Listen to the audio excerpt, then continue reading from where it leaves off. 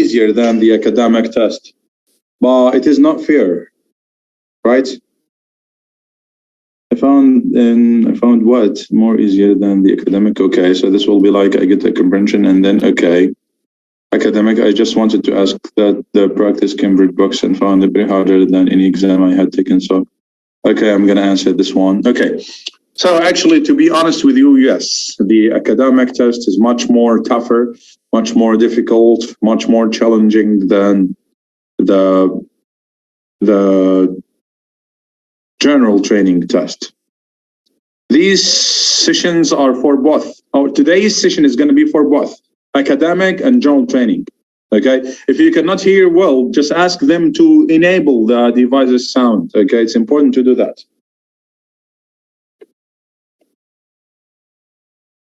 I think my screen is clear to you all, right? You can see my screen well. Right? Okay, very good, very good, very good. So now let's move on. Good. Just a minute. Make a co-host. Yes. And now let me rename myself. So this is home and this is Dr. Yeah. Okay.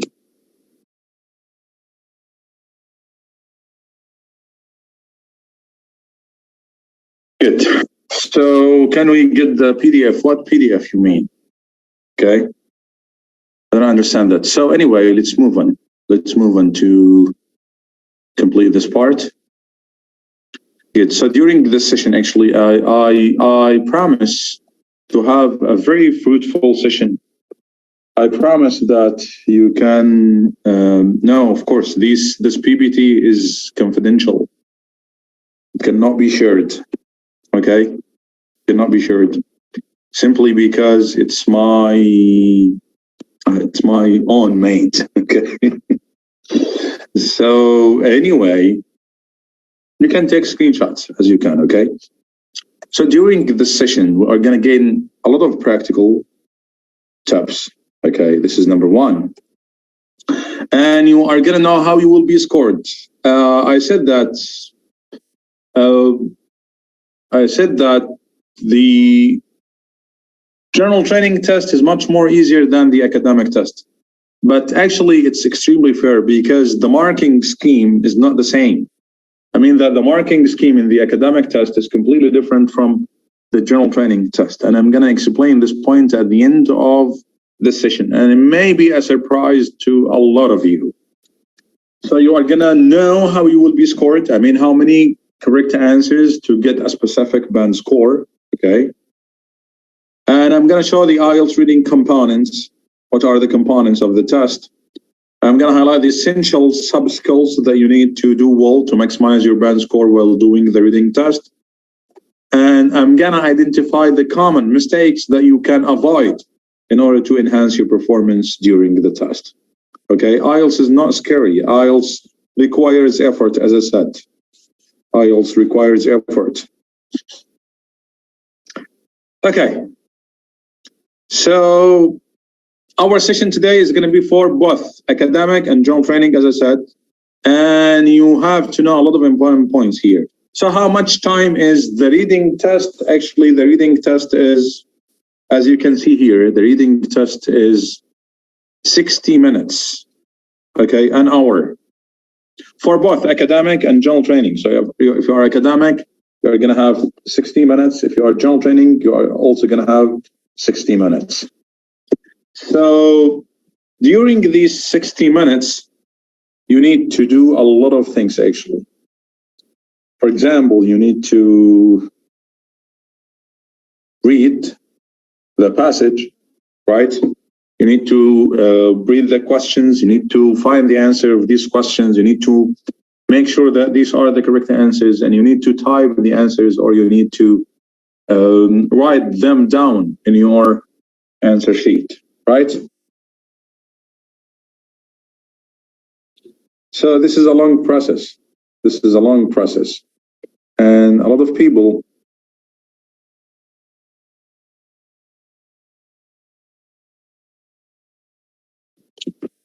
actually may think that the reading test is the most challenging one. You know why? Why? Why the reading test is the most challenging part of the IELTS test? Why do you think that? Sometimes we get with the content. Okay, this is one point. The questions may not be direct. Very good. It contains traps, a lot of traps actually, not only traps. Okay, short time. Yes, Mr. Ammar. This is one of the most important factors here. Actually, here you are in a race with time. I mean that you lack time actually. Okay, and you need to manage your time well. You need to manage your time wisely. So this is the point here. The test is not the difficult one, by the way. If you have enough time, I think that you're going to be able to do well in this test. But the problem here is you are, as I said, you lack time. You lack time. So how many parts? Actually, we changed the word section with the word part. I mean that in the test itself, you're going to find the word part. So we are going to have 3 parts, and I'm going to explain this point in detail, okay? And this is a very good question, Peter, okay? And we're going to have 40 questions. So three parts and 40 questions. So how many marks each question receives, you know?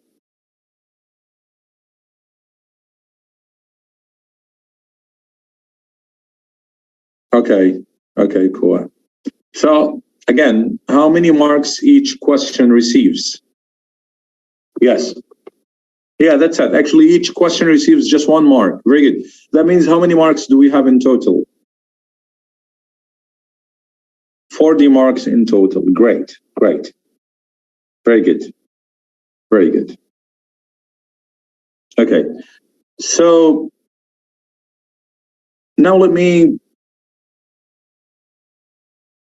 Okay, so we have 60 minutes, 3 sections or 3 parts and 40 questions, 40 marks in total. So do you have a 10-minute transfer time at the end of the test? Yes. What do you think about that? Do you have a 10-minute transfer time at the end of the test? Actually, no. And this is one of the common misconceptions regarding the reading test. I mean that a lot of test takers do what? They start reading the passages, answering the questions, thinking deeply and carefully about the answers, okay? But the problem is that they do not know that you do not have 10-minute transfer time at the end of the test. Although the examiner and the invigilators inform them you do not have 10-minute transfer time, they may ignore that, or they may not pay attention to the instructions. So what may happen if the time is over without transferring the answers or writing the answers to the answer sheet if you are doing the paper test?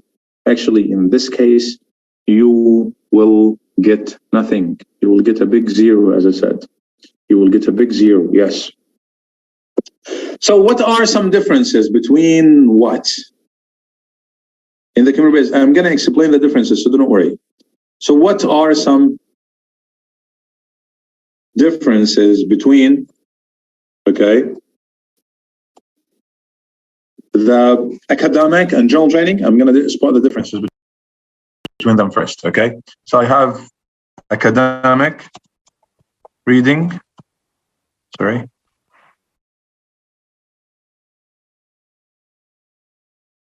I have academic reading. I have GT or general training reading, okay? So what are the differences between them? Actually, there are no, let me say, no fundamental differences except for one thing. The level of difficulty in academic reading is much more than the general training reading. Because in the general training reading, most passages are about everyday life themes or everyday life topics, okay? So the context of the passage itself is going to be about everyday situations or everyday topics. However, in the academic reading, they are very academic ones, okay? Good. This is a very good difference. What else? Keep in mind, I said, how many parts will you have? How many parts will you have here? 3 parts. So I'm going to have 3 parts for academic, and also I'm going to have 3 parts for GT. So I'm going to have 3 parts. Okay, no differences. Wait, the difference is going to come now. So here you have 3 parts, but these 3 parts are going to come with 3 long texts. Okay, clear? Again, so in academic, how many texts will you find? You will find 3 long texts. While in the general training, you will find 5 fairly short texts. So this is one of the main differences here. In all cases, how many parts you have? You have 3 parts. But in the academic, these 3 parts will come in the form of 3 long passages. Okay?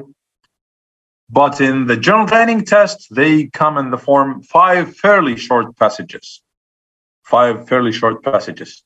So how comes? Look here. Here we are going to have 3 passages. So and 3 parts. So part number 1 is going to be 14, something like 13 questions. Okay, so 13 questions. And then 13 questions. And then 14 questions. Okay, I think it's clear, right? And for the general training, it is going to be a little bit different. I mean, here you will find what? Yes, so it's going to be 14, 13, and 13. And keep in mind that the last passage, so 14 questions in 2 texts here. Okay? This is a long text. Again, this is a very long text. So in general training, the last part, this is part number 3, by the way. This is part number 3. So in the general training, part number 3 is commonly a very long passage. By the way, it is nearly academic. So it looks like the academic passages. Okay. And it commonly comes with 13 questions. 13 questions. So here you may find something like what? You may find a text with 7 questions, another one with let me say another 7 questions, something like 6 questions and 8 questions or 9 questions. So you'll find something like that. Okay, clear? So again, keep in mind that in both academic and general training, you are going to have 3 parts, but in the academic test, you're going to have 3 parts with 3 long texts, while in the general training, you are going to have 3 parts with 5 fairly short texts, okay? And keep in mind that the last part is going to be a very long part that looks like the academic texts. I think this point is clear to you until now, right? Any questions? Any issues? Very clear. Okay. Very good. So do you have transfer time at the end of the test? Do you have transfer time? No. So you will have a question booklet, right? And also you are going to have what? You are going to have an answer sheet. So you're going to have a question booklet and you are going to have an answer sheet. Let me show you the answer sheet here. I think that it is clear to you all, right? So this is the answer sheet of the reading test, either academic, as I said, or general training. And as you can see here, by the way, the reading answer sheet and the listening answer sheet come in the same paper. Okay, I mean it's a double-faced paper, piece of paper. Okay.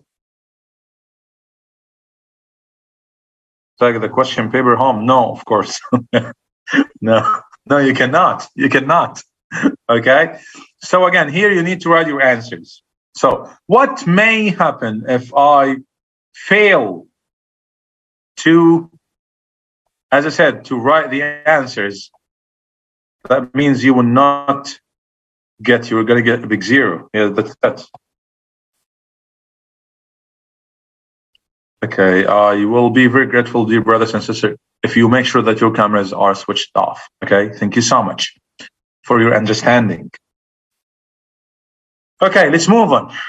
So what are some differences between the computer test? Let me give you some surprises here. Okay, so here we have the P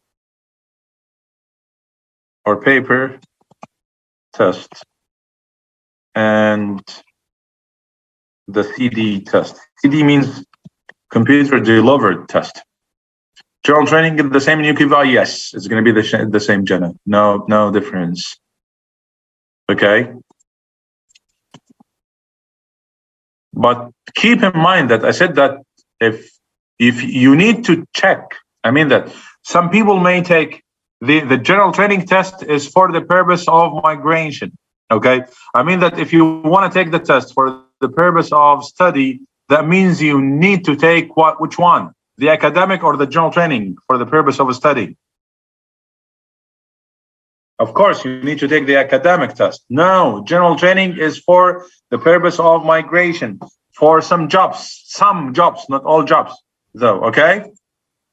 So again, what about the computer test? The computer test is going to be the same as the CD test. So as I said, the only difference is on the way you deliver the test, okay? So here for the computer test,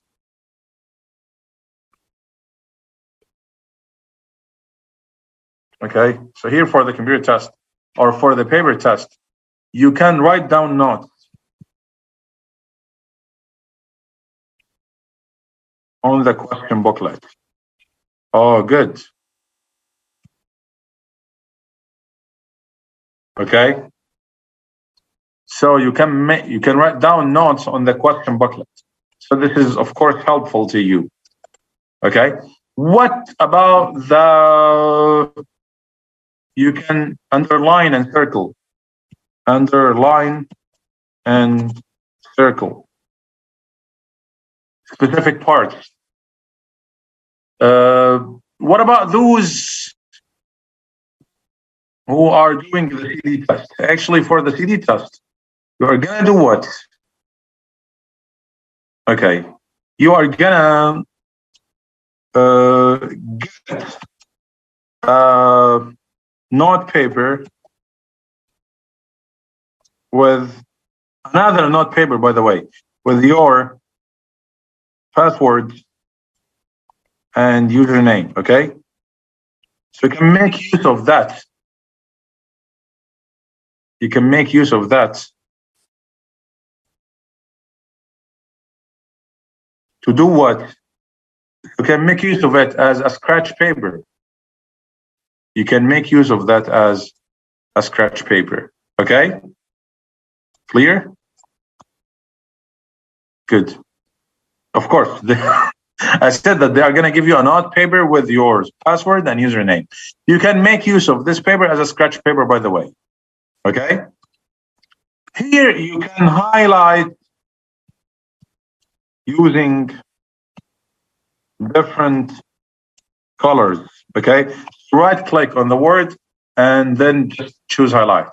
Okay, clear? So just right click on the word itself and choose highlight like that. So double click and then right click and highlight.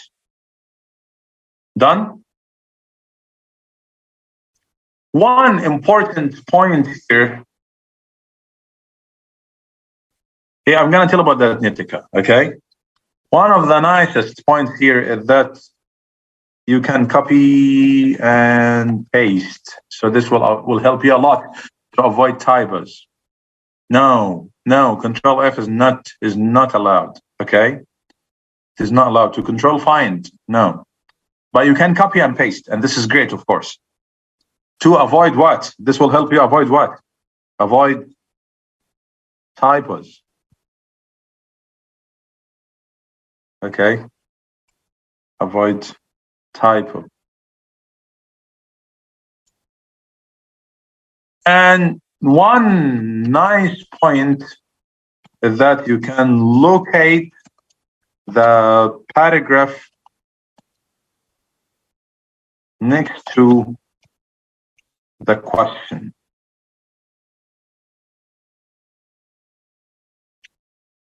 Okay, you can locate the paragraph next to the question, and this will help you a lot to compare them. I mean that you can scroll up and scroll down. You know why?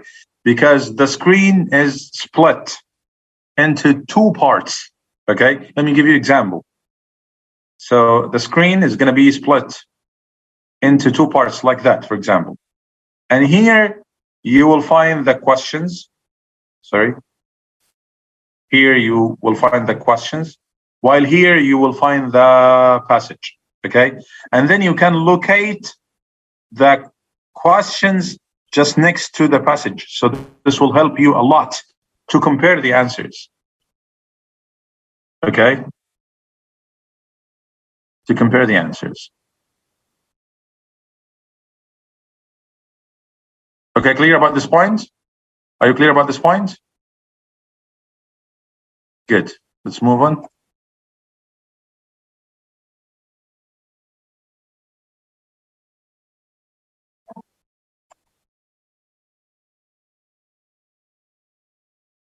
So I think now you got some differences between the CD test and the computer test, right? I think now the idea is extremely clear to you. Of course, these are all privileges for the computer test.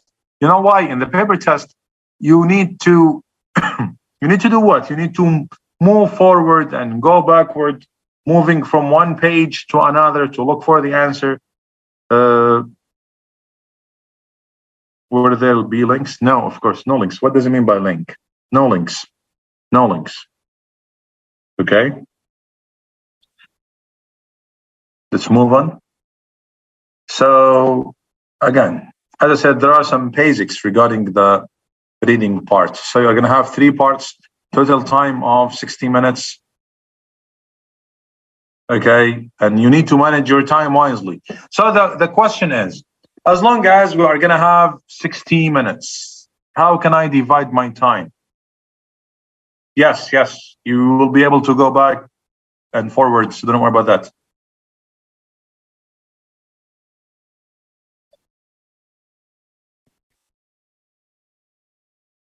Okay.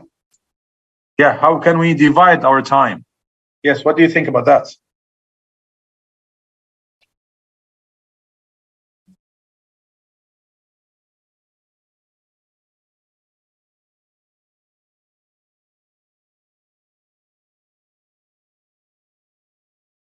So, okay, actually, there are a lot of approaches here. I mean that you will find a lot of suggestions from the tutors. Okay.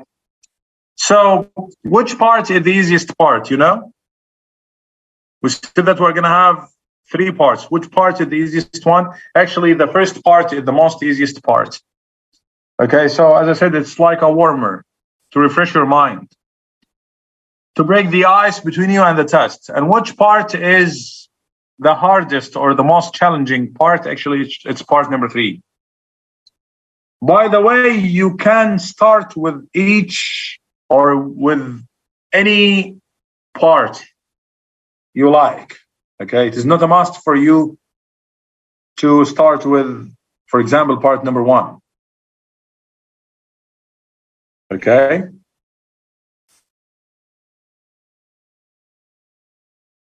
It is not important. It's not necessary to start with the parts in order, but I do not recommend that, and I'm going to tell you why. Okay.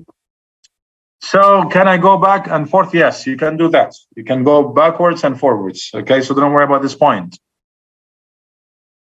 So as long as the first part is the easiest part, a lot of IELTS tutors suggest that if you are, according to your band score, so if you are targeting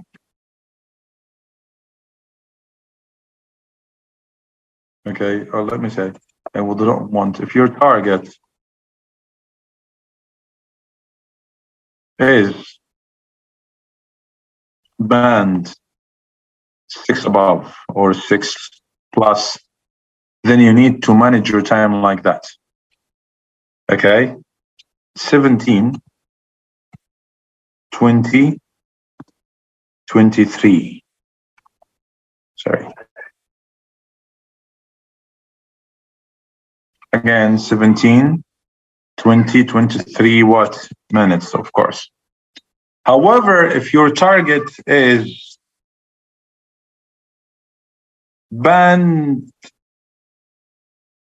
from band 4.5 to band 5.5, okay? Good. Then you need to make it the other way around. You know, I mean what? I mean, you need to make it like that. 23, okay? And then 20, and then 17 minutes. I think that is very clear, right? Again, so depending on your band score. Why do you say that? Why do I say that? Because if your target band score is between 4.5 to 5.5, then it's extremely recommended for you to give due time to part number one, because this part is the easiest part. So if you are able to get 10 out of 10, or if you are able to get the full mark in this part, that's it. You got band 4.5 or got band 5 even. Okay, clear? Clear?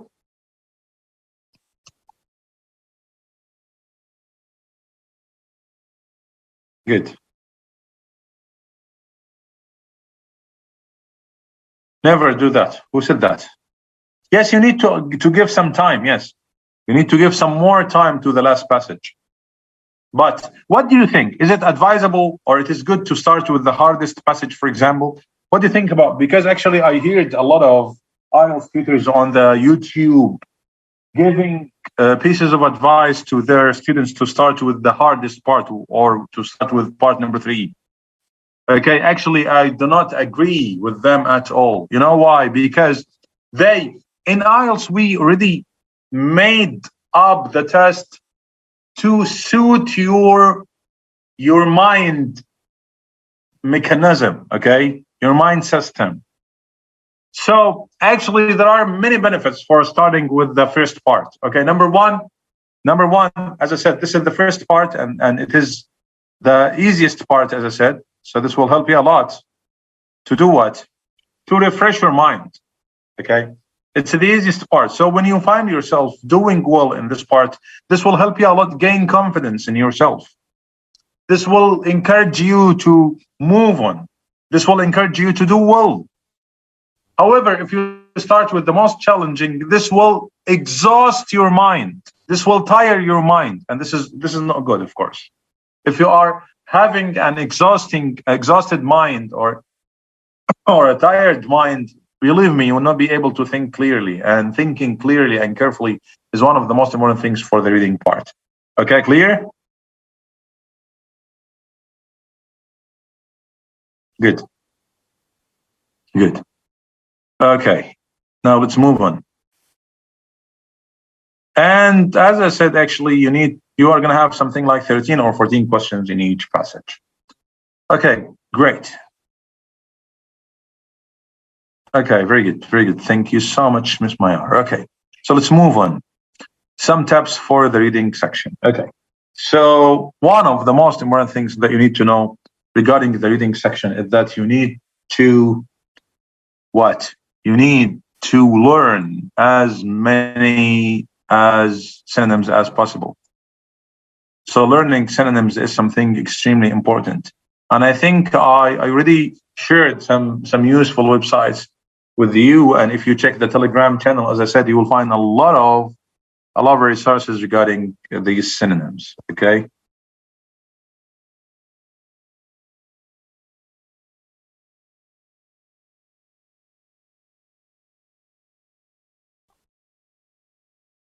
So, okay.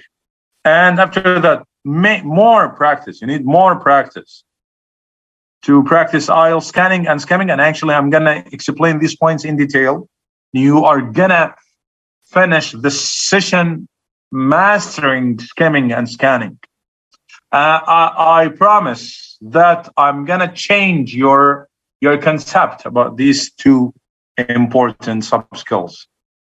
Okay, and you need to notice the keywords. Okay, as I said, each question has some keywords. Okay, nouns, verbs, adjectives, and adverbs. So these are all keywords in the question. So you need to notice the keywords. And you can do what? You can underline these keywords, or even you can just highlight if you are doing the computer test.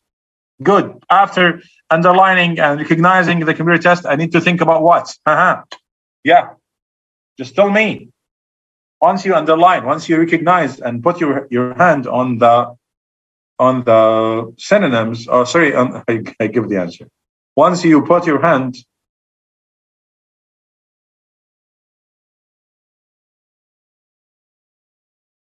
okay, yeah, you need to think of these synonyms. So actually, synonyms, as I said, because you will not find the exact language. And when you look for the answer, you will not look for the exact language. You will look for the synonyms, okay?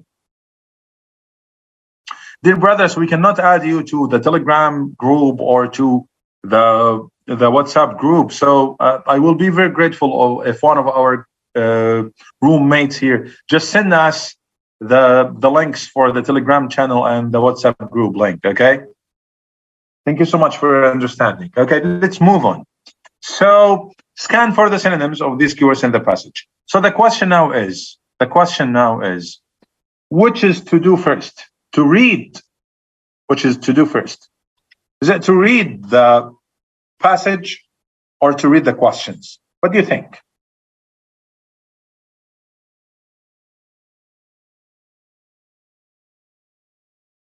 Yeah. Actually, here you are going to have also a lot of approaches, because some examiners or some tutors will tell their students to start with the passage. I do not suggest that. I do not recommend doing something like that, because reading the passage is a waste of time. You know why? Because each reading activity should have a purpose. When we teach reading to ESL learners or EFL learners, we always have a purpose behind this activity. I mean, I teach you reading, or I ask you to read the passage to gain information about something, to do research about something. So if you read the reading passage first, what's your purpose here? You have no purpose. Why? Because I have no questions to look for. I'm just reading. So in this case, it seems that you are reading for entertainment or for amusement, and you didn't do actually. So it is not logical to read the passage first. Reading the passage first is waste of time. Why? Because you're going to read the passage, and then you are going to go to the questions, reading them, analyzing them, putting your hand on the keywords, thinking about their synonyms, and then going back again to the passage to read it one more time to look for answers to the questions that you have just read.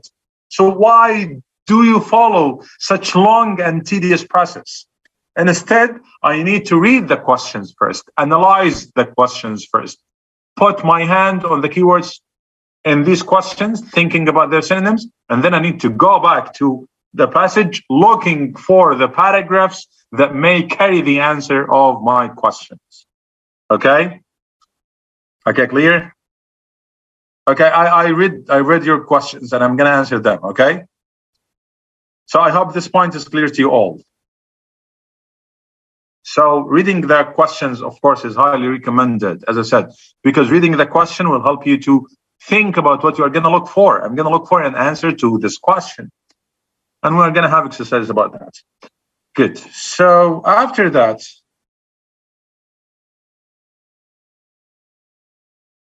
you need to never get stuck on a question. Yes, this is one.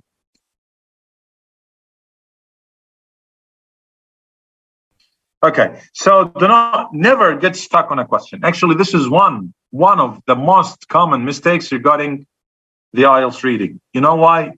We call it over what? You know? Over, you know what is the term? When you read, when you spend a lot of time doing or answering one question, this is called over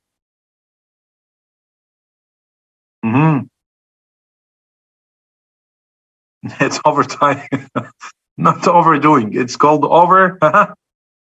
overthinking. Yes, Miss Latifa, that's it. Yes, it's overthinking. You think about the question over than needed, over than required.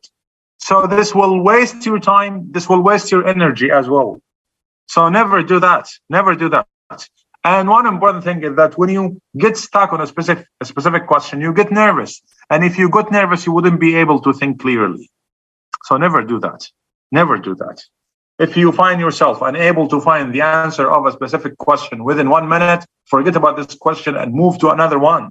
This is the point here. Okay. Okay, time management, as I said, is something which is extremely important. And keep in mind that you need to do a lot of things. You need to read the question, as I said, analyze them, think about their synonyms, go back to the passage, look for the paragraphs that may carry the answer. And then you need to make sure that this answer is the correct answer. And after that, you need to write down, or you need to type the answer onto the computer, or to write that in your answer sheet. So it's a longer process, actually.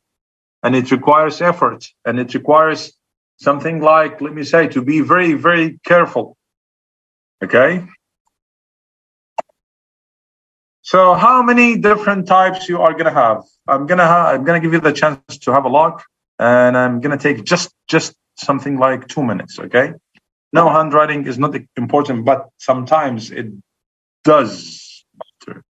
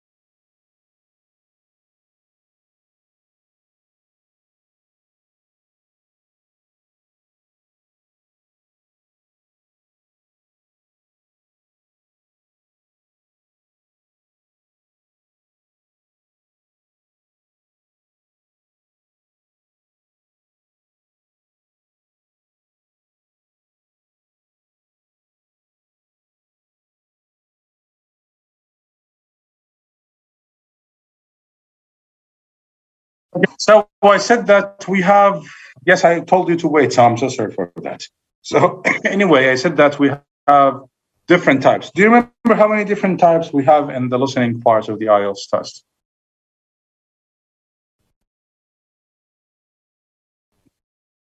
So we said that we have 7 different types. Okay. But here in the reading test, do you know how many different types you have? Different types of questions, of course. Yeah. Yes. How many different type of options we have for the, not 7 actually. In the reading test, we have 12 different types of questions. Do you imagine? So we have 12 different types of questions. Oh, wow. For both, yes, for both academic and JOL training. So for both academic and JOL training. So what are these types of questions, and are these types of questions in order or not? Do you remember we said that in the listening test, all the questions are in order, right? Is it the same here? Actually, no, it is not the same. It is not logical to have them all in the same order. Okay. So what are these types of questions? Let us know. Okay, you have what? You have multiple choice MCQs. Okay, clear? And you have identifying, okay, which is identifying information, writing true, false, not given, or identifying the writer's opinion, writing yes, no, not given. And do not tell me, wow, we find them difficult and we cannot do well in the true, false, not given. Okay, we are here. We are here to learn. Okay, so don't worry about that. We are here in this session to learn. Okay, so my job here is to facilitate that to you. So don't worry about that. Okay, and you are going to learn a lot of techniques and tactics which are very useful and beneficial regarding yes, no, not given, true, false, not given. Okay. And after that, you have matching information to a paragraph, matching headings to a paragraph, matching sentence endings. And this is important. And you have completion, sentence completion. I'm going to give you a sentence and you need to complete that using a box or without a box. Summary, notes, table, flowchart, diagram, okay, label. And we have short answers, okay? All the questions that I tagged are going to come in order, are commonly come in order, or commonly come in order. Okay, clear? So all the questions that I tagged commonly come in order. Okay, clear? Good. So, for example, true, false, not given type of question is going to be in order. And yes, no, not given is going to be in order as well. So it means that you will not find the answer of, for example, question. If you find the answer of question number 1 in paragraph C, is it possible to find the answer of question number 3 in paragraph A? Okay. Of course, no. Of course, no. As I said, yes. Great. So wonderful. What about the words that you do not know their meaning? What about the words that you do not know their meaning? A lot of people calling me or sending me text messages saying, "Doctor, we suffered a lot and we got frustrated. Whenever I do exercise regarding reading, I found that I'm not able to translate each word. I'm not able to know the meaning of each word. So is it necessary for you to translate each word?" Of course, no. No. You can guess the meaning from the general context. Actually, here, the reading is not a test of reading loudly or a translation test. It's a test understanding the synonym language. So if you're able to understand the synonym language, this will help you a lot. Yes, you need to guess the meaning from the context itself. So this is the point. And I want you to be clever to understand the meaning from the context in which this meaning comes or appears. So keep these points in mind. By the way, you can understand the general theme of the topic, and there are some questions, okay? But of course, the more vocabulary you acquire and have, the more it's going to be easy for you to get a better understanding. So keep this point in mind as well, okay? Try to improve your words, try to improve your vocabulary. But as I said, the most important point is to understand. And let me tell you, most of you are Arabs or from any other nationality.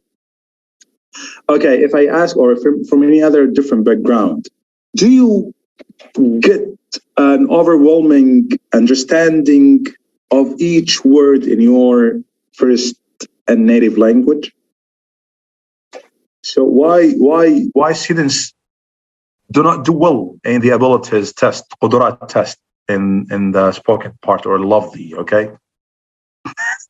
It's my mother tongue and I need to study. Wow. That's why I used to teach IELTS to native speakers. I used to teach English to native speakers. So this is the point. Yes. And that's why students study Arabic. They are Arabs, but they study Arabic to improve your language, to improve your language. Okay. So the IELTS test is not a translation test. So do not get frustrated if you do not find, or if you find yourself unable to translate each word or understand each word. You can get that from the general context. And I did that. I actually used to do that. I used to, when teaching in the university, I used to give this example to my students, okay? And as I said, I always said that you are Arabs, your parents are Arabs, your ancestors are Arabs. And I'm going to tell you a very nice poem. It's called Al-Burda, okay? It was said by Ka'b ibn Zuhair in front of Prophet Muhammad sallallahu alaihi wasallam. And once he finished his poem, Prophet Muhammad gave him his coat or his burda. So that's why it's called al-burda. So I said that I'm going to tell you the poem and tell me how much do you understand from this poem? You are Arabs, so how much do you understand from this poem? And I'm going to tell you the poem and tell me how much do you understand from this poem? So Ka'b started his poem saying, بانت سعاد فقلبي اليوم متبول متيم إثرها لم يفد مكبول وما سعاد غداة البين إذ رحلت إلا أغن غضيض الطرف مكحول هيفاء مقبلة عجزاء مدبرة لا يشتكى قصر منها ولا طول تجلو عوارض ذي ظلم إذا ابتسمت كأنها منهل بالراح معلول شجت بذي شبم من ماء محنية صاف بأبطح أضحى وهو مشمول تنفو الرياح القذى عنه وأطرفه من صوب سارية بيض يعاليل أكرم بها خلة لو أنها صدقت موعودها أو لو أن النصح مقبول لكنها خلة قد دمن دمها فجع وولع وإخلاف وتبديل فلا تدوم على حال تكون به كما تلون في أثيابها الغول أمست سعاد بأرض لا يبلغها إلا العتاق النجيبات المراسيل ولا يبلغها إلا عذافرة لها على الأين إرقال وتبغيل until he said نبئت أن رسول الله أوعدني والعفو عند رسول الله مأمول فقلت خلوا سبيلي لا أبا لكم فكل ما قدر الرحمن مفعول كل ابن أنثى وإن طالت سلامته يوما على آلة حدباء محمول. So that's it. That's the point. You are Arabs. Most of you here are Arabs, and most of you are working in Arab countries. So just tell me, how much do you understand from this poem? Okay, I still remember that one of my students said that actually I just understood Su'ad. So this is the only thing that I understood from this poem. So actually you understood a lot. You can understand that this poem is said in praise of a woman. So you know that Arabs used to start their poems like that, okay? I mean that. So her name is Su'ad, and she left him and went to a far away place, a far place, or a remote place. So this is the point. You can understand the general theme here. Okay, so that's it. Clear? Did you get the purpose behind this example?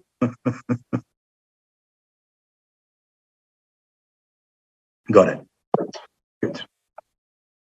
So you do not have to understand each word. As I said, it is not a translation test, so do not get frustrated. However, you need to work on your language. You need to improve your vocabulary.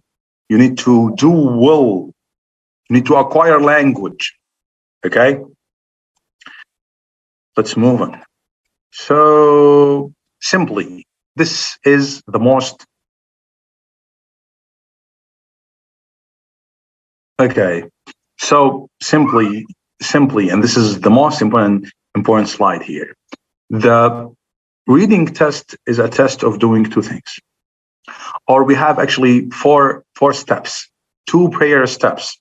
Number 1, you are going to do what? Yes, number 1, you are going to read what?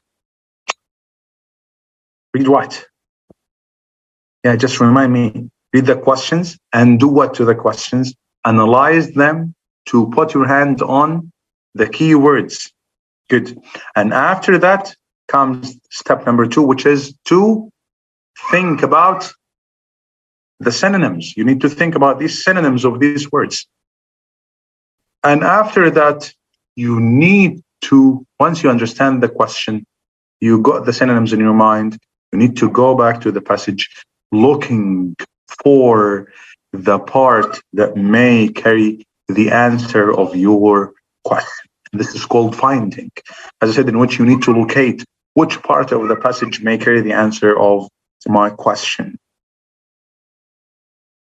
Okay, once you put your hand, do not get happy. Do not say, oh, wow, I got the answer.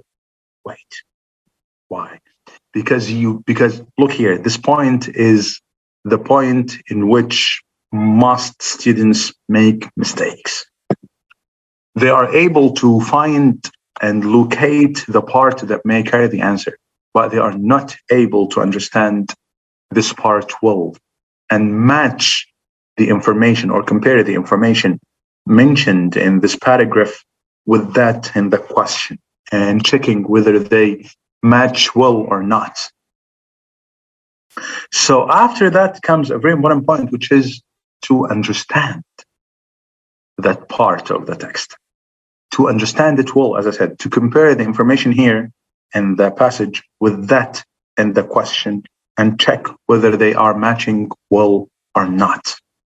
It's extremely important.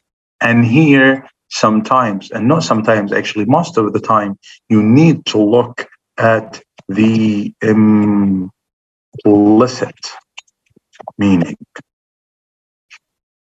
You need to look for what? You need to think about what? The implicit meaning.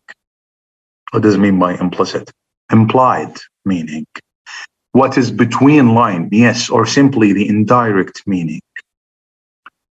Okay, and I'm going to give you examples, of course, about that, so don't worry. So I want you to just understand this notion and keep it in your mind. So we have 4 steps. Number 1, analyze the question, underlining or highlighting the keywords. Think about the synonyms of these keywords, and now go to the passage, look for the part that may carry the answer of my question. And I need to read this part well. I need to read this part. Okay, so a lot of IELTS tutors are gonna advise you to read fast. And I think that if you search the YouTube, listen to any video about reading, you are gonna find that the tutors generally give this piece of advice. You need to read fast, right? Right?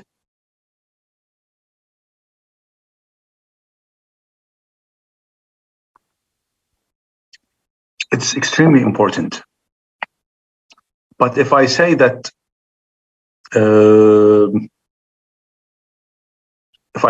you need to read fast without completing, I mislead you, okay? Or I'm misleading you. You know why? Because if you read fast, you are gonna misunderstand and you are gonna make mistakes if you misunderstand. So keep that in mind, okay?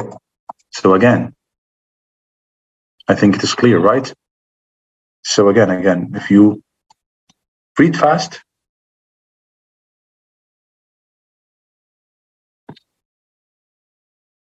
okay, I'm so sorry.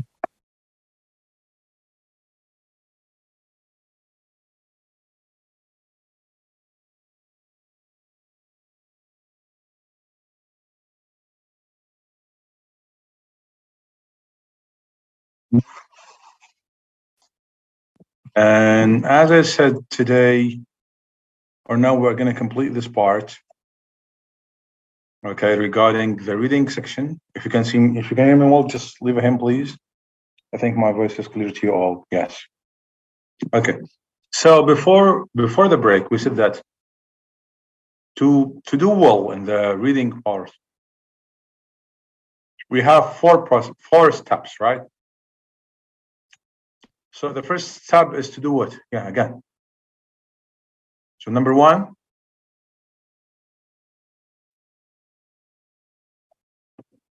you need to read the questions. Okay, so number 1, read questions and analyze, right? Analyze. Number 2, think of, or I want you to think about the synonyms.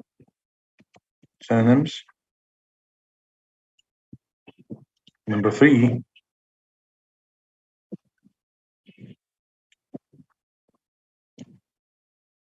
you need to do what? So after thinking about the synonyms, you need to find the part and then understand it. Understand it.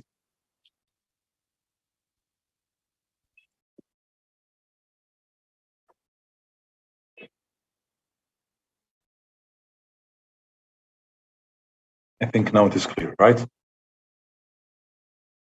Okay. So these are the 4 steps that you need to follow in order to get the correct answer easily and effectively. Let's move on. So here. Okay, so we said you need to give something like 60 minutes to the reading test. This will have 3 parts, 40 questions. And by the way, the total number of words is something between 2,150 or 2,200 up to 2,750 words. And here are the sub-skills. So number 1, we have skimming, scanning, and reading for detail. So what does it mean by skimming?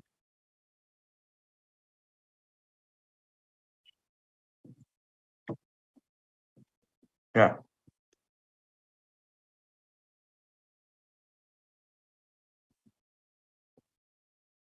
Reading fast.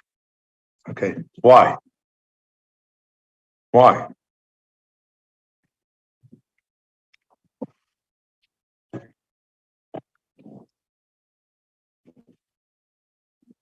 To mark, to go through. Okay. Again, let me help you here.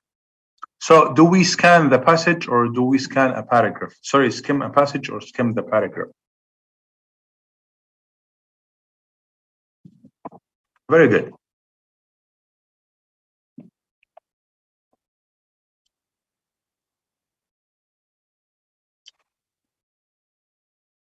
So actually we are skimming to get the gist or the main idea of either a paragraph or a passage. Roba, this is one of, let me say, the most common misconceptions about skimming. Okay? I'm gonna clarify that. So again, what does it mean by skimming? So skimming means what? Means reading the passage, moving your eyes on the passage. Yes, as you said, you need to move your eye quickly. Why? To get the gist. What does it mean by the gist? The gist means the main idea of the passage or the main idea of a specific paragraph. The central idea. I think it is clear, right? So, what is scanning?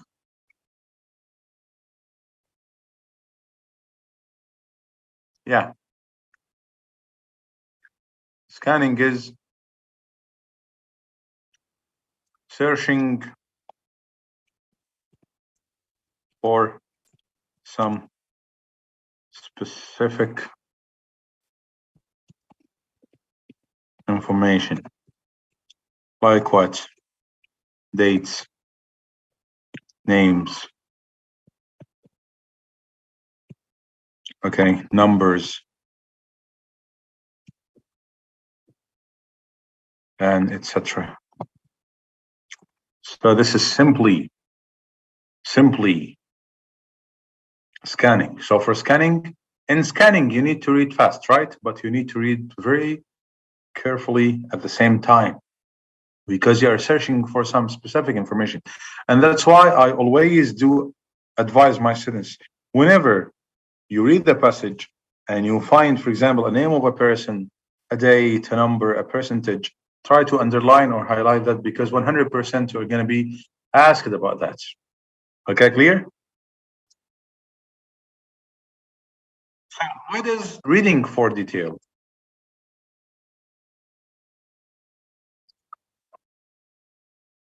Yeah, what does it mean by reading for detail?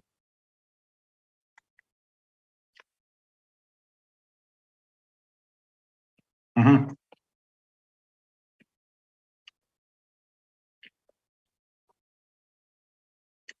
You are all the time reading for synonyms. You are all the time reading to get understanding.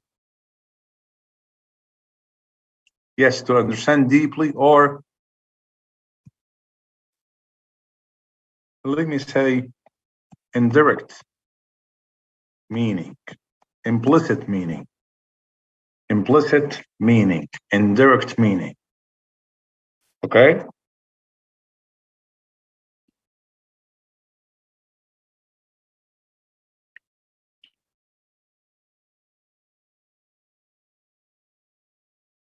By the way, I'm going to give you some examples about that, so don't worry. Okay, if you want to take a screenshot before I move to the next slide.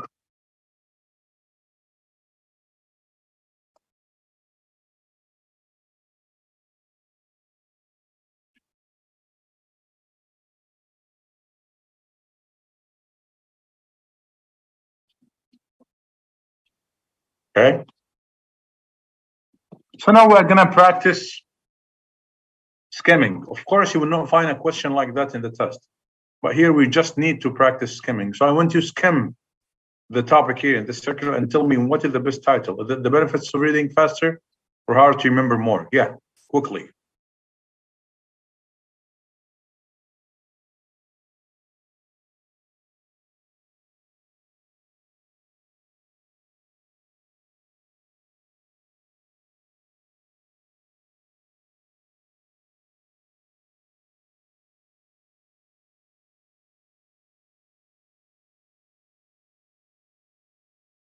Actually, yes, the correct answer is A, the benefits of reading faster. I think it's very clear. Many students are surprised when the teacher tells them that to read faster, but they soon find out that they understand more that way. So what is the benefit of reading faster? Yeah. What is the benefit of reading faster? They understand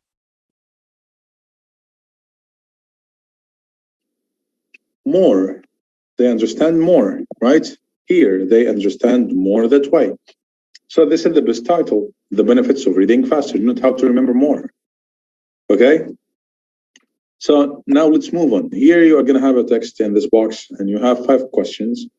By the way, there's no limit here. There's no word limit. So you can use a phrase or you can use a sentence. Something like that is acceptable here for discuss. But by the way, this is not a test-based task. So this is just an example that will help you to practice scanning. So I want you to read the 5 questions. I want you to find the answers. I'm going to give you just 1 minute to do that. Okay?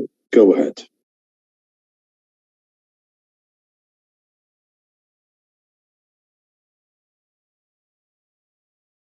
For this task, there's no word limit, but usually you have a word limit. Okay?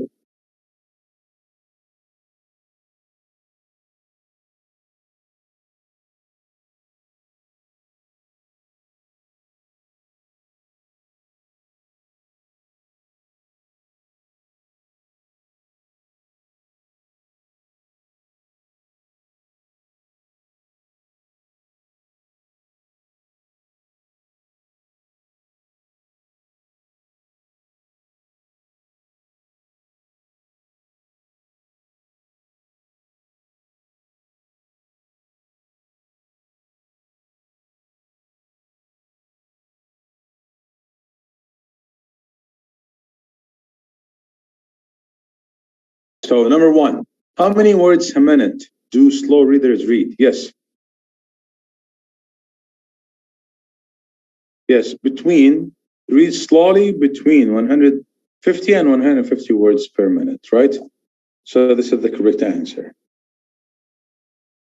And what is the reason for reading less than 200 words? Okay, why? Less than 200 words, you are probably reading one word at a time.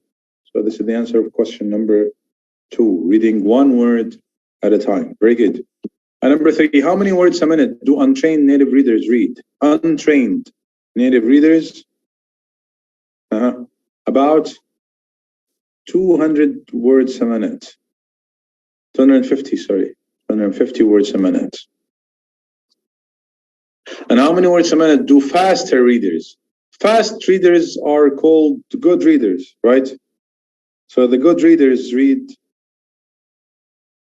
350 words per minute. And what is the rate to aim for 70% for understanding? What is the rate? So the rate is between 250 and 350. Okay? I think it's very easy. And as I said, this would not come in the question like that. Okay? I just try to help you understand what does it mean by scanning. Scanning means looking carefully for some specific pieces of information. And this is what we did here. Okay, clear? Now,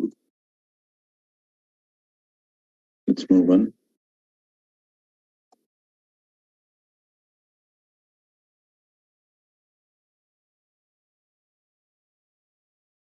So here are some do's and don'ts. You need to look at the title, some section headings, some special print, illustrations, graphs, and tables to understand more. One of the most important points here, because I noticed that one of our sisters here said that you need to have a look at the first and the second sentence of each paragraph to get the main idea. And as I said, this is one of the most common misconceptions regarding reading. Okay, why? Because when you get the main idea, that means you are looking for what we call a topic sentence. We're calling for what? The topic sentence. What is the topic sentence? It is the sentence that summarizes what the paragraph is about. Okay, again, it is a sentence that summarizes what the paragraph is about.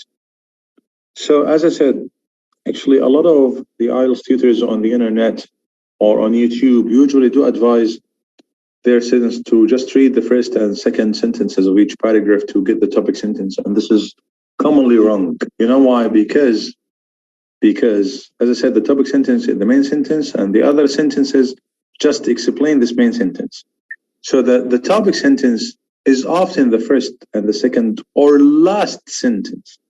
And sometimes you can find and underline the sentence in each paragraph, okay? I mean that it may be the first sentence, maybe the second sentence, maybe the last sentence, or you may understand the main idea throughout the whole paragraph, okay? So is it a must?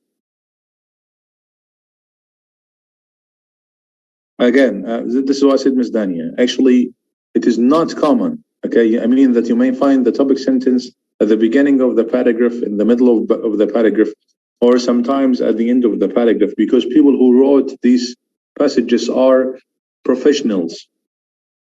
They are professionals. Good. So one of the most important points is I need to look for what? I need to look for the topic sentence. So the topic sentence is something extremely important. And about the don'ts, as for the don'ts, do not read word by word because this will slow down your performance.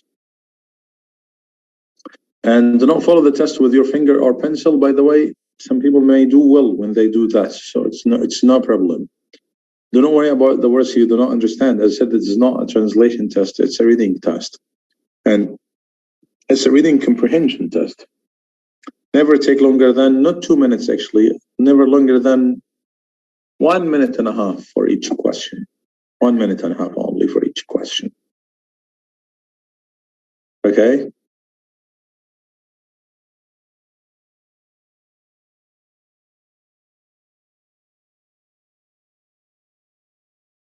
So simply, this slide actually, this slide summarizes what I already explained. Again, you need to analyze the question. You need to check for the keywords in each question. You need to understand the synonyms of these keywords. After that, you need to return to the text. Okay, to find which part of the text, you need to scan it. You need to go for intensive reading skill in order to get the part that may carry the answer of the question. Okay.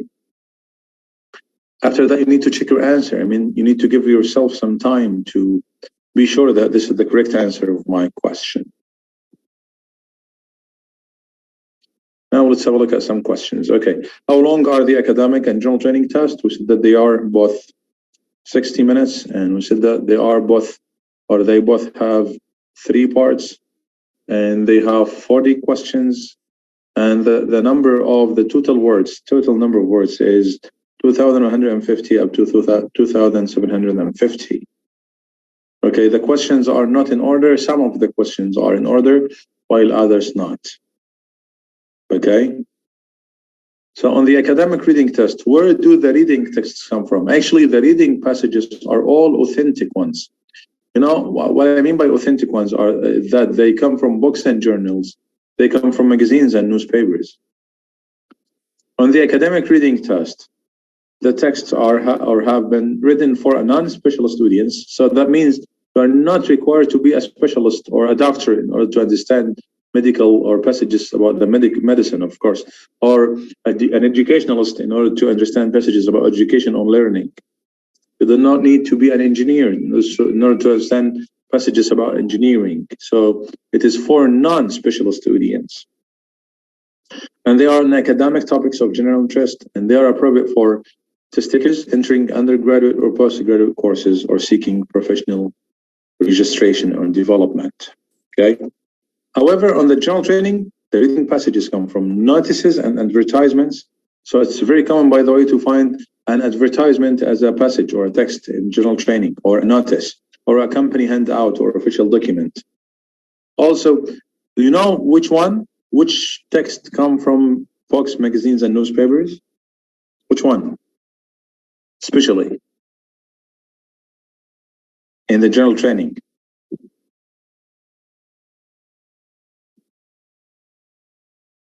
Martin, I know, and I got your question, and I'm going to answer that in detail, okay? Yes, the third part especially. So on the general training, texts are about everyday life, about work, about topic of general interest, and you should write your answers where? On the answer sheet directly. Here we ask you to save your time and to save your effort and to write the answers directly to the answer sheet. You know why? Because the examiner will not look at the question booklets and do not have extra time to transfer. So in this case, you need to write your answers directly. Do you have 10 minutes at the end of the reading test? You said no. Will you lose marks for spelling? Yes. Will you lose marks for punctuation? No. You can write your answers all in capital letters or in small letters, or you can follow the punctuation rules. How many different types of questions? We said that we have from 9 to 12 different types of questions in the test.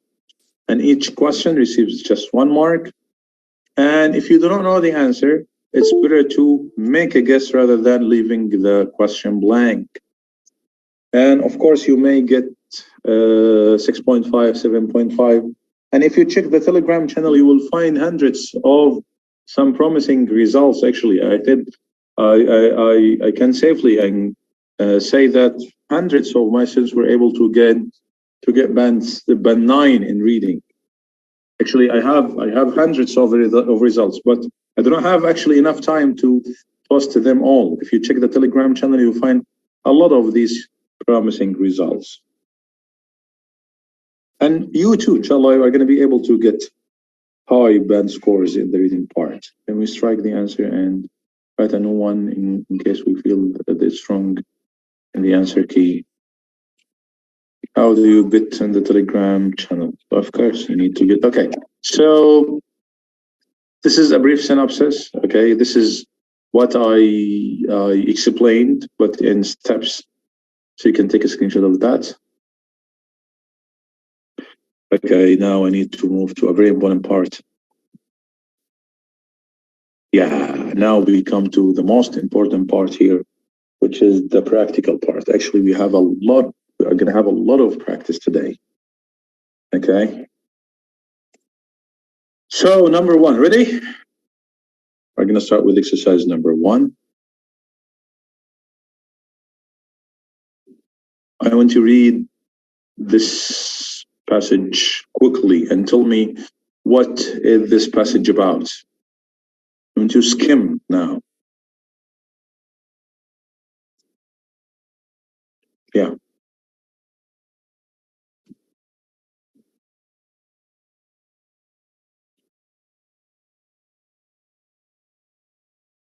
Yes, the question is, what is this passage about? What is this text about? The Thames Tunnel, perfect. So the text is about the Thames Tunnel. Okay, short tunnel, which is the Thames Tunnel. What type of question we have? Yes, this type of question, which is true, false, not given, and a lot of people actually make mistakes regarding this question, and a lot of people may find it a challenging one and misleading one, right? Am I right? Good. So, by the way, this is one of the most repetitive types of questions in the test. Okay, I mean that you may find this type, for example, twice, and the third passage, for example. So it's important to know how to do well with this question. So what does it mean by true? What does it mean by false? And what does it mean by not given? Okay. So when I say true, that means the sentence has the same information in the passage. Okay, again, when I say true, the sentence or the question and the passage, both of them have the same pieces of information. Okay? So what does it mean by false? False means the information in the question contradicts or are the opposite or is the oppository of the information in the passage. And not given, and by the way, a lot of people may get confused regarding false and not given. When I say false, I said that you will have information, but the information in the passage, okay, or is the opposite of that in the question. Something rather than that in the question. Okay. And not given, that means the information in the question is not found in the passage. I mean, you have no indication about these pieces of information in the question or in the passage. You have no reference about this piece of information in the passage. So in this case, it is called not found. Okay. Let me tell you something about that. Okay. Let's have a look at this part. Okay, so you read a passage, or imagine that you have a passage about someone whose name is Dr. Yahya, for example. And I said that Dr. Yahya is an English professor. Okay, this is number one. Number two, he has 3 sons. He is into reading science fiction most. Okay. And the passage says what? Dr. Yahya is a professor. He works at KFUPM. He's teaching English. He is married with 3 children, 2 sons and a daughter. And he likes pasta, and he likes reading a lot. He likes reading a lot. Again, Dr. Hayes, a professor. He teaches English at KFUPM. He is married with 3 children, 2 sons and a daughter. He likes pasta. He likes reading a lot. So number 1, Dr. Hayes is an English professor. Is it true or false here? Number 1. Number 1 is true because but we said we do not find that, that we do not find the word professor. I'm sorry, English professor, yes, but you find something like it, right? When I say he's teaching English and he's a professor, that means he's an English professor. Number 2, he has 3 sons. Because this contradicts the piece of information given in the passage. In the passage, it says he is married with 3 children. 2 of them are sons, while 1 of them is a daughter, right? So the information here in the question contradicts that in the passage. He is into reading science fiction most. A lot of you are going to say, yes, correct, because the passage says that he likes reading a lot. But the question is, does the passage specify what kind of genre he likes reading? Just answer my question. Does the passage specify which kind of genre he likes to read? No. So as long as the passage doesn't specify that, I cannot say yes or no. And as long as I cannot say yes or no, then it is going to be considered not given. Not given. I think now it is clear, right?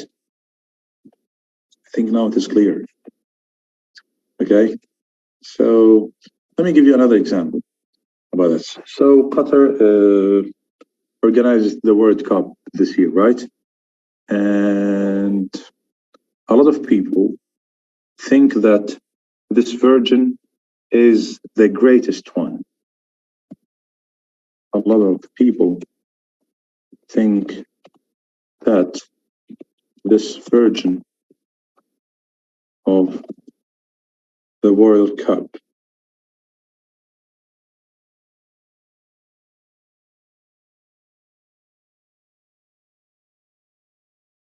is the greatest one.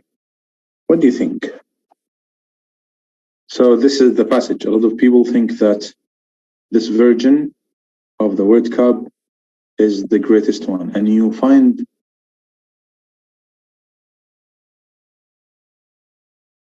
this question number 4.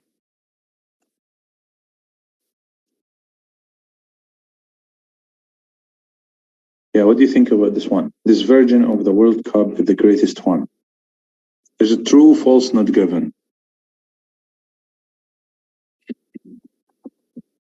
If you say false, that means it is not. Okay, that means it is not. If you say yes, okay, so let me clarify this point. Here we said what? Or the question here said what? A lot of people do what? Huh? A lot of people think. So this is what? This is an opinion. This is an opinion, right? And when I say this version is the greatest one, that means it takes the form, or I give it the form of what? Of fact. It is going to be a fact if we have statistics about that, right? I mean that once the World Cup finished and they brought the statistics that may give or that may verify that this version is the greatest one. So the question takes the form of what? Takes the form of fact, right? So now in this case, the question is going to be considered what? Is or are facts the same as opinion, or they are the opposite? They are the opposite, because opinions are controversial. I mean that while people say that it's the greatest one, you'll find others who say no, it is not. But facts are generally agreed on, right? So they are the opposite. So in this case, I'm going to consider this one what? this is going to be considered false. It is not correct because actually facts contradict opinions, simply. Okay, clear? I think you got the point regarding this one. Okay? Good. I'm going to give you another example. So I'm going to say what? Look here. Yes, you need to make your mind regarding that. So, oh, okay. So let me say that Miss Summer here, the last one. So Miss Summer used to get up early. And the question says, okay, Miss Summer gets up early.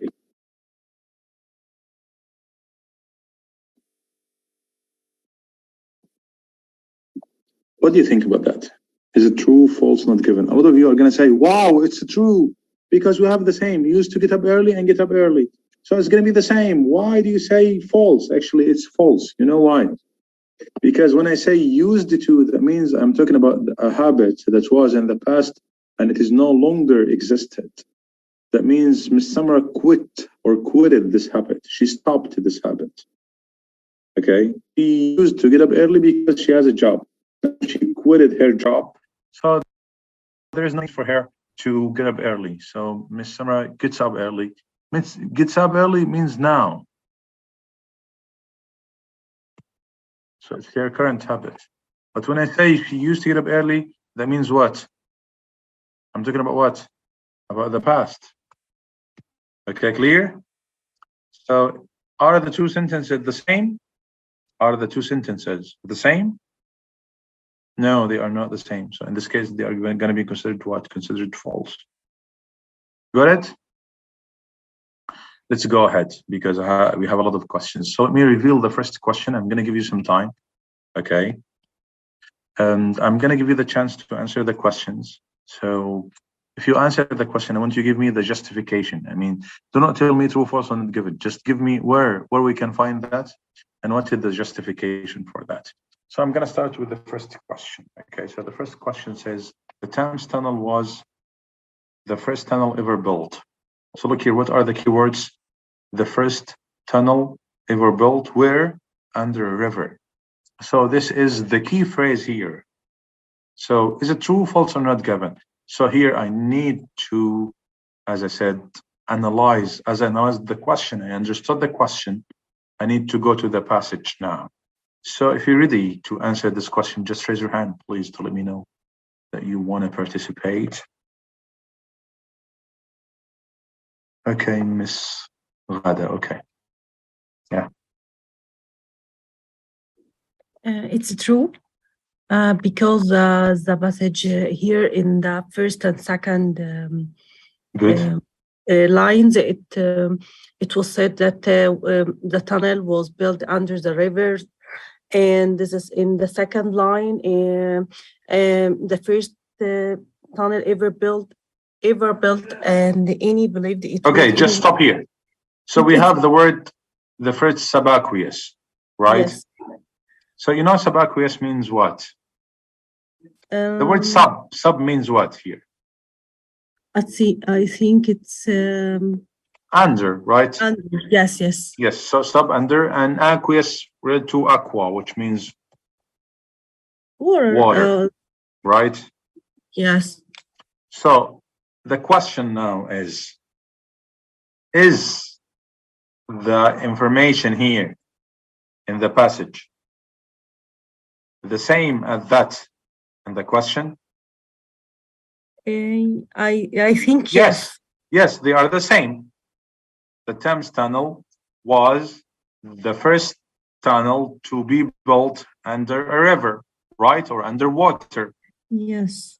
So as long as they have the same information, this question is going to be considered what? It's true. Yeah, that's it. And you are right. Great justification, actually. Thank you so much. Thank you. So it's going to be true. Okay, clear? Now let's have a look at question number 2. So question number 2 says what? The Thames Tunnel was the eighth wonder of the world. Okay, Mr. Hamza. Yes. No, it's false because it said many believed it was the eighth wonder. Here it's an opinion in the paragraph. Yes, and we say here many it was given believed as a it fact. was the eighth wonder of the world at the time it was opened. It's an opinion, right? Yes, And the passage, or sorry, the question takes the form of what? as a fact. Of a fact. So in this case, they are the opposite. And in this case, I'm going to consider this one what? False. False. Very good. You did a great job. I think it is clear now, right? Okay, now let's have a look at question number 3. People were drawn from all over. When I say drawn from all over, means what? The word drawn from all over means comes from many places, comes from all over the world, right? To do what? To see the Thames Tunnel. Okay, so what do you think about that drama?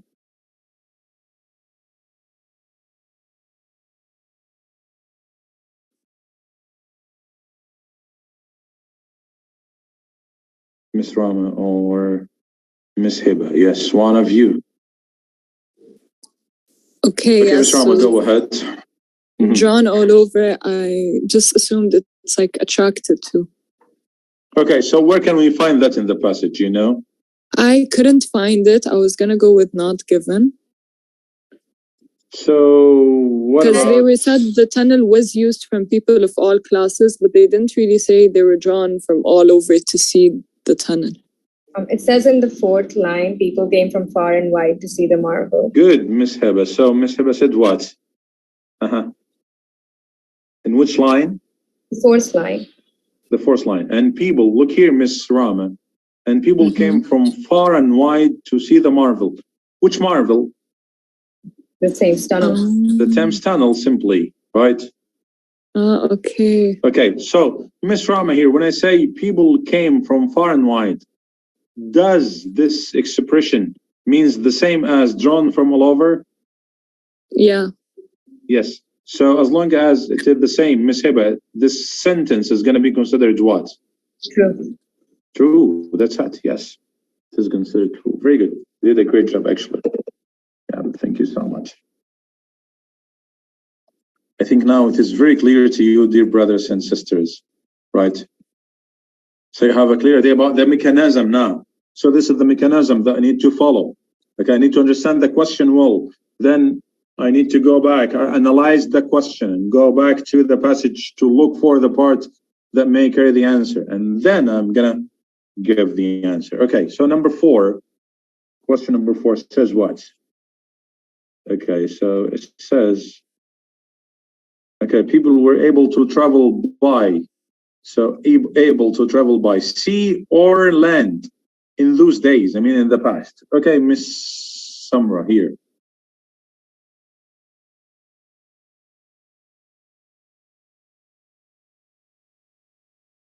Okay.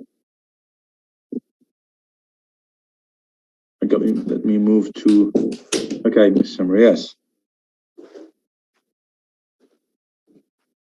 Hello? Seems you have a technical problem. Okay, let me move to Mr. David. I believe it's not given. It's not given. Good. So that means you already searched the passage, but you find nothing, right? Yeah, I schemed like really fast. I didn't find anything that indicates. Okay, so let me ask you some questions, and then we're gonna reach the, or make sure that it is the correct answer or not. So what does it mean to travel by sea? Like a ship. By ships or boats, right? Yeah. And to travel by land in the past means? Cars or like in the past, they do not have cars, or they have something like carts. All right. No? Yeah.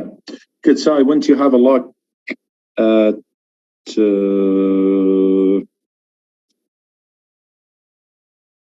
okay.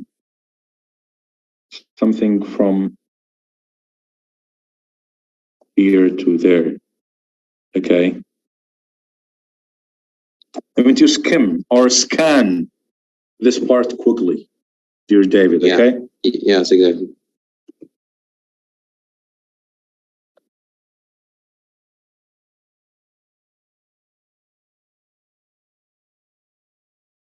All right. So there's the part that is saying in the age of sail and horse-drawn coaches. Good, great. You did a great job. So it's here, right? Yeah. The age of sail and horse-drawn coaches, right? People traveled a long way to visit the tunnel. Yes. So it's. So it's let's paraphrase that. Okay. Just take it step by step. Okay. Sail means what? Rowed a boat. Using boats and ships, right? Where? In the sea, right? Yes. Good. And the worst, and where did horse-drawn coaches move? On the land. On the land. So in this case, I'm going to consider this question number 4 what? True. True. That's it. So that's why do not rush saying, oh, it's not governed. So you need to read carefully and you need to paraphrase, as I said. So one of them is going to be the paraphrase of the other. I mean, the question is going to be the paraphrase of the text or vice versa. So keep that in mind. Okay. Thank you so much. You did a great job, actually. So number 4 is going to be considered what?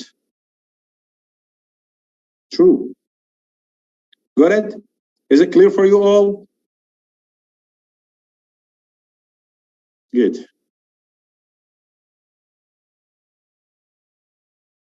Good. So let's move on. Question number 5 says what?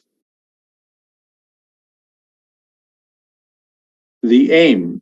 Aim means what? The aim means the goal. Very good. Was to turn profit. Turn profit means what?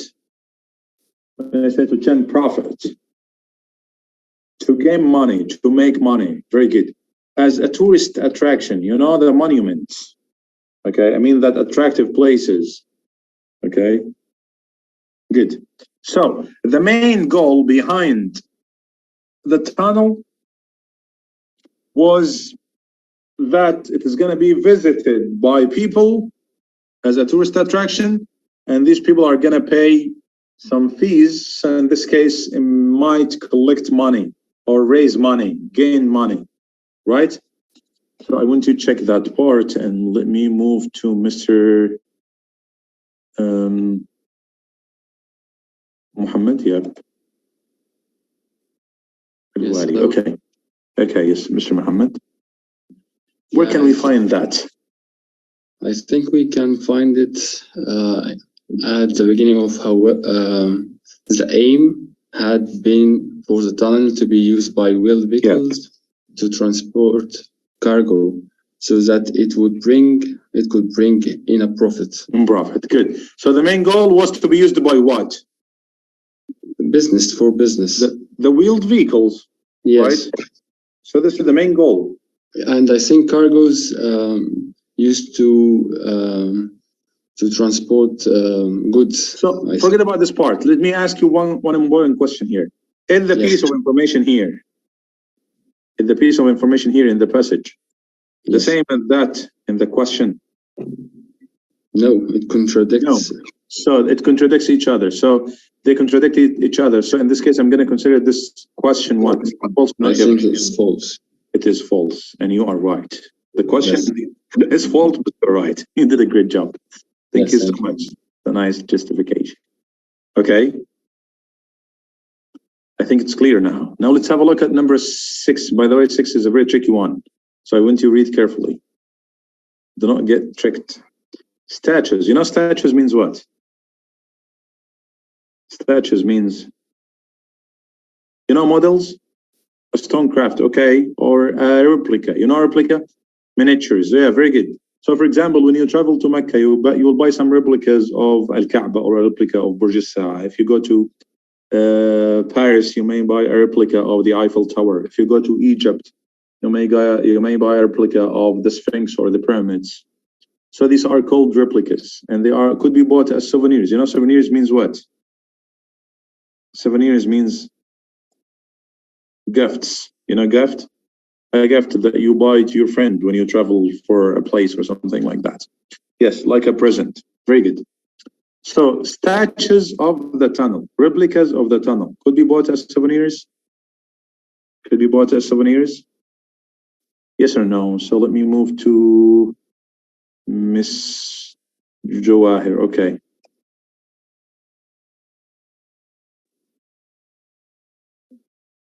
Hello? Hello? Hello? Yeah? Are you here? Hello? Yes? Okay, sir. Number 6 is not given because in the next one, two, Line. yeah, the next line, it actually says the place is used for tourist attractions selling souvenirs. It doesn't say that it is selling the statue of the tunnel. But we have souvenirs here, and it's going to be, let me say that, a proof that it is correct. It is true. Some people are going to say, yes, we have the word souvenirs here. What do you think about the word souvenirs? But the question is the statue of the tunnel. Good. So does the passage specify what kind of souvenir? No. No, and as long as the passage doesn't specify what kind of souvenir, for example, souvenirs of or statues of the tunnel or not, in this case, it's going to be considered what? False. Not given, as you said at the beginning. Okay. I have no proof. I have no evidence whether the statues of tunnels were bought as souvenirs or not. And as I said, because the passage doesn't specify that, so in this case, I'm going to consider that not given. Very good. Sir. Yeah, thank you so much. You did a great job. A very nice justification. Good. I think it is clear now. Number 7 is is a question that requires a lot of concentration, by the way. That's why I said it requires a lot of concentration. The tunnel is no longer. The word no longer means what? When I say no longer, the word no longer equals not anymore. Very good. Used as a pedestrian walkway. People on walkways move. How do they move on walkways? And when I say pedestrian, they walk on their feet, right? To cross the river. So if I want to paraphrase the question, I'm going to say what? Okay. The tunnel is not used by, is not crossed. Okay. Or people do not cross the river walking in the tunnel, right? Right? This is the paraphrase, right? Good. So where can we find that? Where we can find that? Let me move to Mr. Mustafa. Yes.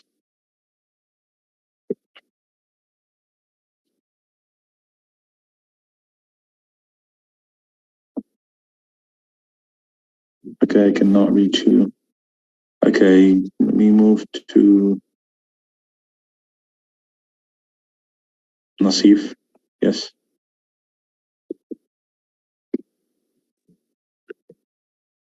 Yeah. Hello, dear brother. Yes. Where we can It says here that tunnel become part of the London Underground Railway. Yes, here, right? So the tunnel became part of the London Underground Railway system, which continues to be its use today. So can you tell me what is the paraphrase of this sentence, the last sentence that you read? I said here a real way, so it's not with a strain. Good. So the tunnel became part of the underground. You know, the Underground railway. like the metro, yeah, right? Yeah. Underground, right? Yeah, So exactly. people cannot cross. Cannot walk. You cannot walk inside it. Cannot walk inside it. Why? What may happen if they walk inside it? They would crash with the trains or the Trains metro. moving inside the tunnel are gonna hit them, right? Yeah. So the most important point is, can people walk inside the tunnel? No, they can't. No, they can't. Is that the same paraphrase of the question here? Yes, this is a thing. Yes, it's the same, right? The same piece of information, but it is said in another way, right? So in this case, the sentence is gonna be considered what? True. True, that's it. And you are perfect. You did a great job. You did a great job. Thank you so much. I think it is clear now, dear brothers and sisters, right? I think now you understood the mechanism that you need to follow to do well in answering this kind of question. So again, for this type of question, yeah, I know it's difficult. It is not difficult actually, but it requires understanding. It requires concentration. Okay, so that's why it looks like mathematics. It is not only a point of language, but also you need to have a deep and careful thinking. Okay. Okay, clear? Thank you so much. And now let's move on.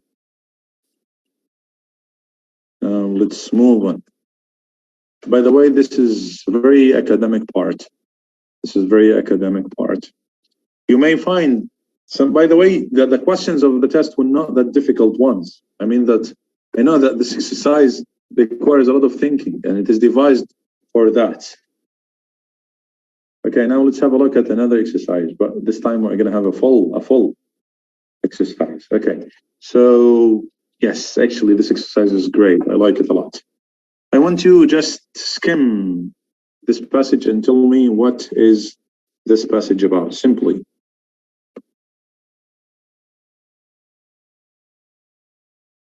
What is this passage about?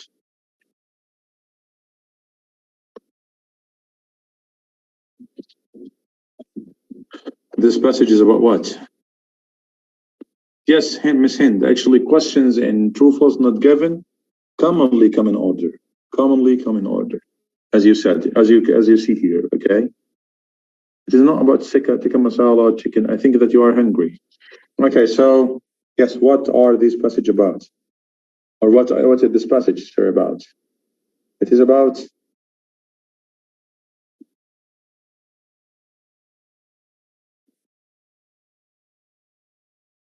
yeah, about spices. It is about spices.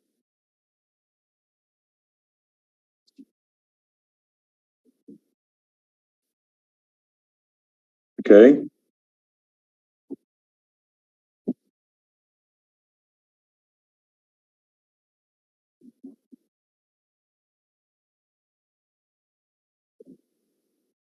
Good. Let's have a look at the question. This is one of the most common types of questions, and also a lot of people may struggle and suffer regarding this part.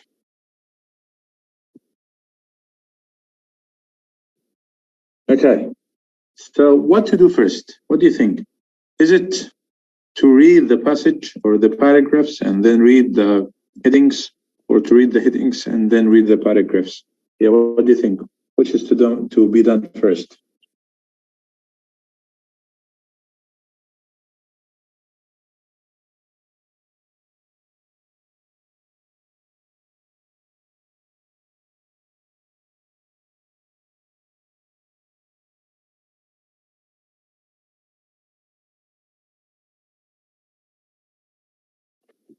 Yes, actually to read the headings and then to read the passage.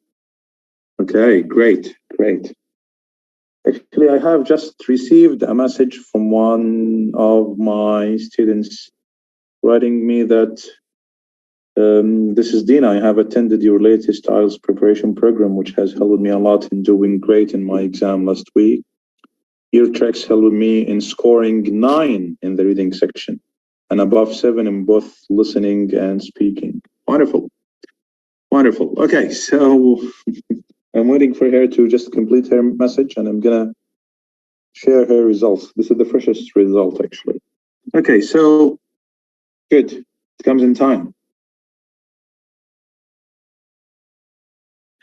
Good. Okay, so let's take them one by one. When I say uses of spice, that means this paragraph should be about what? Uses of spice. That means it's about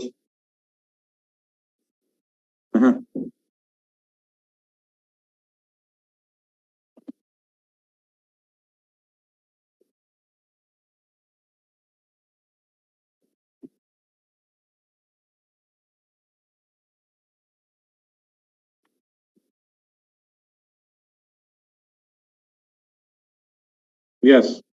Uses of spices. Yeah.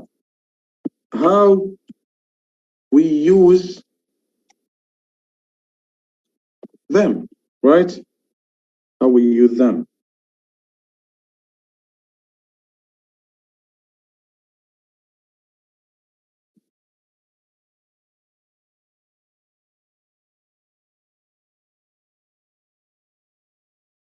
Good. Spices for cooking. So when I say spices for cooking, that means I'm gonna read about the spices used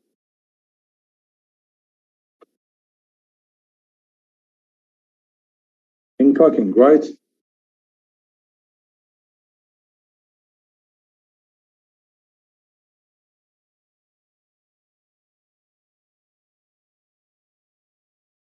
Good.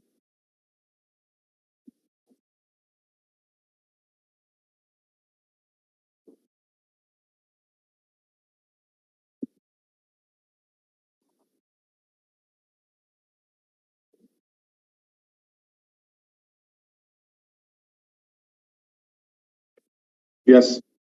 For different taste, to give taste. Very good. So spices to give taste, right? And changing leaders means what?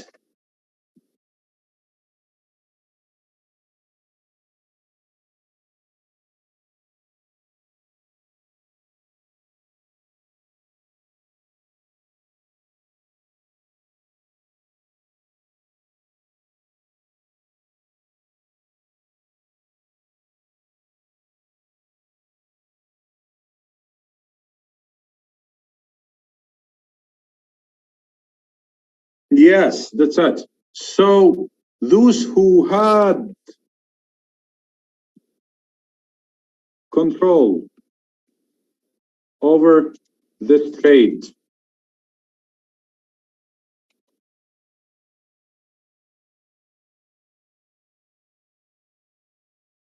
Okay.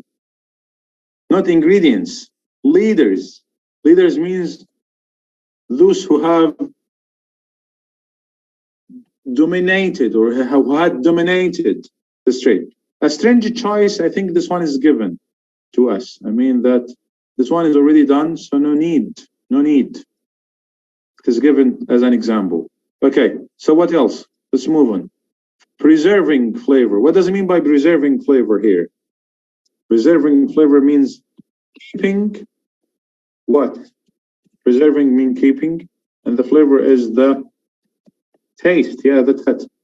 Famous spice roots. That means famous what? Road or ways.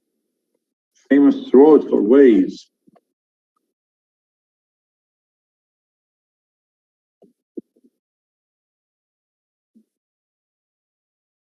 Yeah, or path. Very good. The power of spice. When I say the power of a spice, that means I'm talking about what?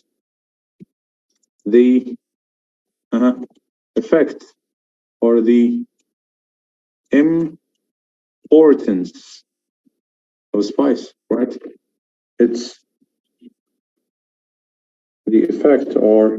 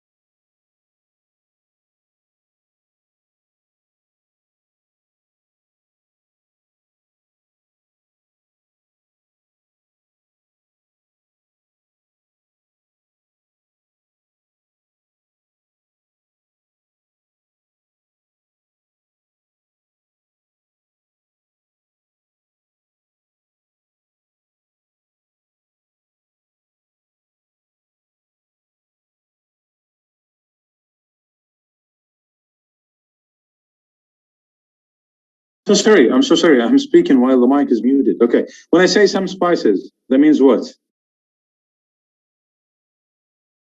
Different kinds or types of them, right? Good. Medicinal spices. That means spices used as medicine or to treat some illnesses. When I say spice providers, means what? They are the producers, traders, or suppliers, right? Good. Now let me ask you, which ones are similar to each other? Which ones are very similar to each other?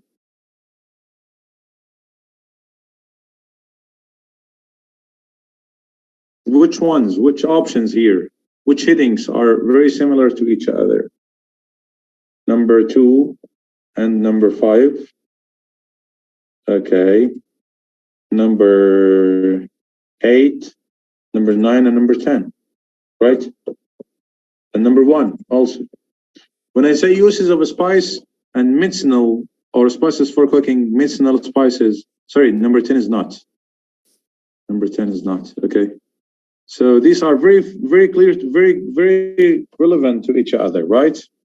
Yes. So keep that in mind. I mean that you may read one,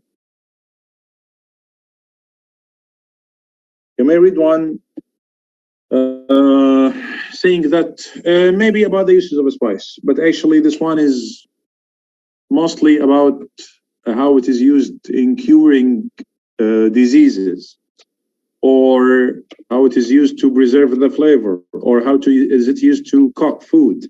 So you need to take care about these 3 ones, okay? Now let's have a look at paragraph B, because paragraph A is done. So now I need to do what? Now you need to read for, I need to read for the gist, or I need to scan, but at the same time I need to scan, okay? Because I need to find the main idea, the topic sentence here, okay?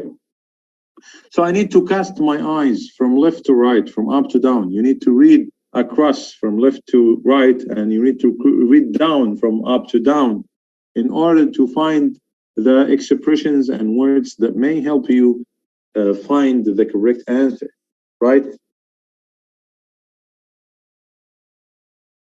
Okay. So let's have a look at that quickly. Spices are dried seeds, fruit, roots, bark, or vegetable parts of plants added to food in small amount to enhance flavor or color. Okay, so flavor here. Is that about keeping the flavor?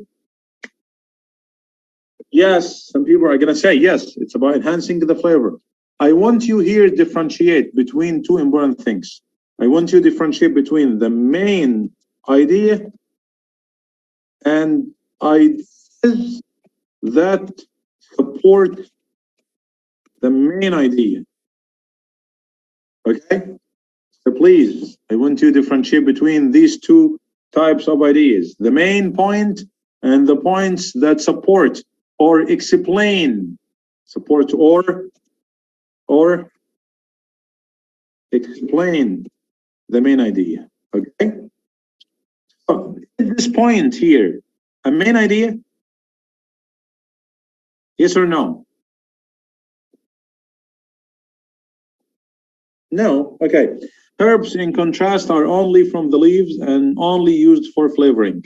So here I'm making a comparison between what? We're making a comparison between herbs and spices, right? Herbs and spices. Okay, no issue. Looking at the sources of some common spices, mustard and black pepper are from seeds, cinnamon from bark, cloves from dried fall buds, ginger and turmeric from roots, while mace and saffron are from seed covers of and stigmatops, respectively.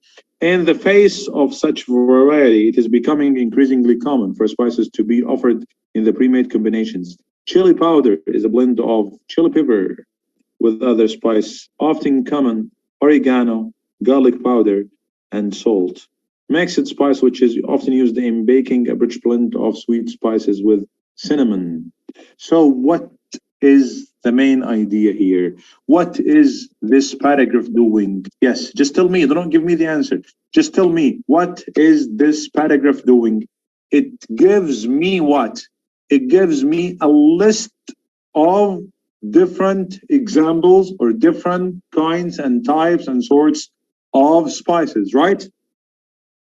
So simply the correct answer is going to be what? Yes. The correct answer is going to be, yep, number 8. Some spices. And you are perfect. It is number 8 and you are great. Okay, you did a great job. You did a great job, actually. Okay, so now we're going to go for a break. Meaning that we're going to have a 20-minute break. So we're going to come back again at 8:30. Okay? Is it good? Okay? So forget about paragraph A. Forget about paragraph A because it is given to us and we do not have time actually. And we do not have time. We have a lot of questions. So let's concentrate on the questions given to us. Okay, see you at 8:30 after the break. Okay? Of course, it is case A timing. Thank you so much. Stay tuned and see you.